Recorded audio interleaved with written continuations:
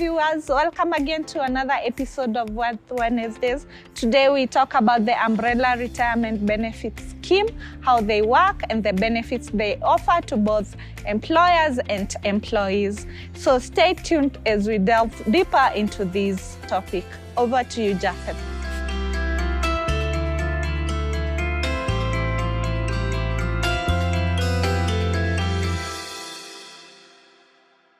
Thank you very much, Gloria. And I'm joined by a great mind today in studio in the name of Edwin Obaye. Edwin Obaye is the head of retail business within Enwealth Financial Services. So Edwin, let's walk straight into this. Umbrella retirement benefit schemes. What are they? Thank you, Japheth, for having me today. It's a great day. So with respect to the umbrella retirement schemes, it pulls together groups of employers who are here to establish a retirement scheme for their employees. In this particular forum, we have the Retirement Benefits Authority, who is the governing body or authority that oversees the retirement benefit schemes in the country. So an umbrella scheme is established by a founder, whereby now employers, the various employers, A, B, C, and D, come together to pool their funds together, their monthly contributions, annual contributions, for that to invest for the employees for their future retirement. The structure of it is that we have the corporate trustee, we have the administrator, we have the fund managers, and the custodian. All these players are here to ensure that the investments for these employees who are working so hard for them to get a perfect retirement package and a very comfortable period during their retirement. Thank you, Edwin, for that. So I am an employer somewhere and I want to join an umbrella retirement benefit scheme. What benefits do I stand to gain so that it should pull me to actually come to it? So an umbrella, we have cost saving. Yeah. And when you're looking out for an umbrella scheme, you need to confirm whether this scheme is already registered. Go to the RBA website, we have registered schemes. Then you'll be able to identify which scheme is registered to receive retirement benefits savings for employees.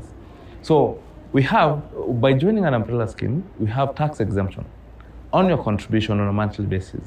In this particular case, both the employer and the employee's contributions are exempted up to 20,000 per month. So the member will be able to save on tax on their contributions. So the benefits of having is an incentive to the employer and to the employees. It's an attraction. You are taking care of your employees during the present time and also during the future at their retirement period.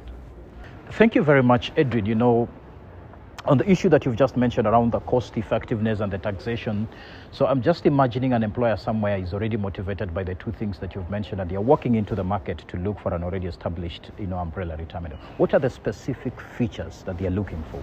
So we have customer service and customer experience. This goes hand in hand in terms of how am I working with my clients?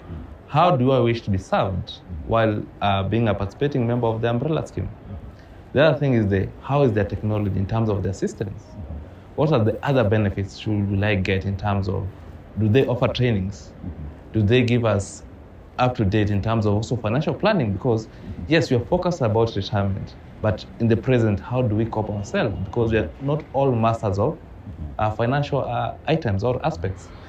And in terms of the options that are available, I've mentioned about the benefits, that does not only factor in terms of the investment income, apart from the investment income, what else do they offer, considering additional benefits to the member themselves.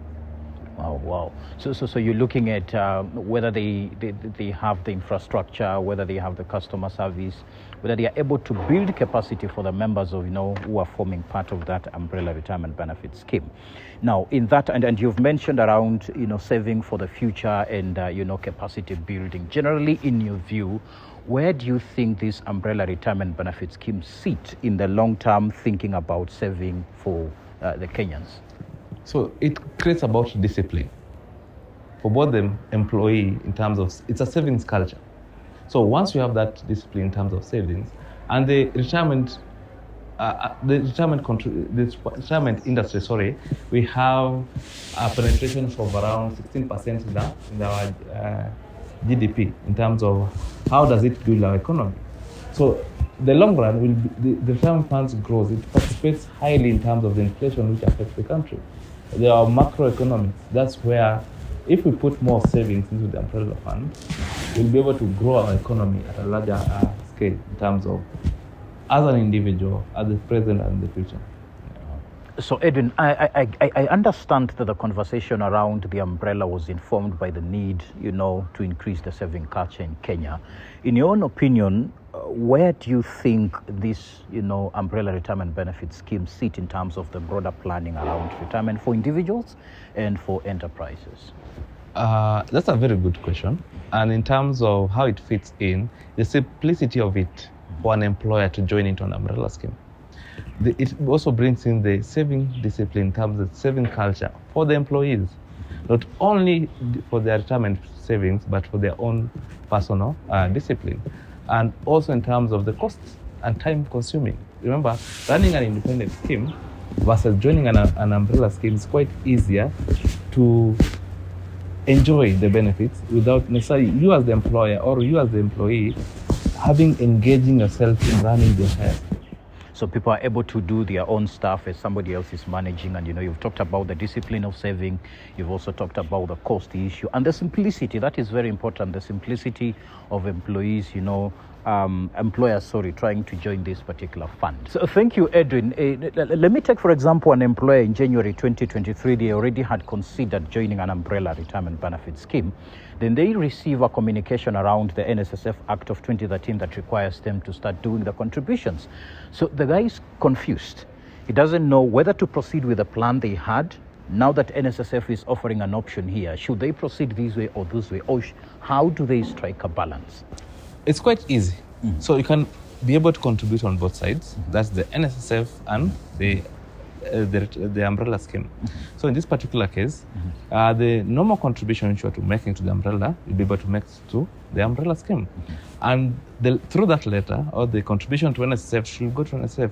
However, there's a provision in the Act which allows now the employer to be able to remit part of the NSSF into the umbrella scheme and part of the benefit NSSF to the NSSF itself.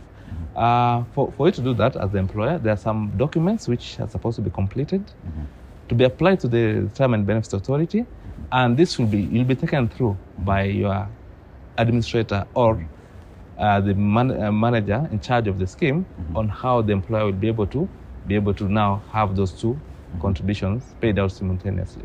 Wow, so I can still proceed with my umbrella retirement benefit scheme and still do the NSSF contribution, and I'm still allowed to do part of it to the umbrella retirement benefits fund. Thank you very much, Edwin. That was quite insightful and I appreciate. Thank you so much. Thank you for joining me in this show. Thank you. Back to you, Gloria.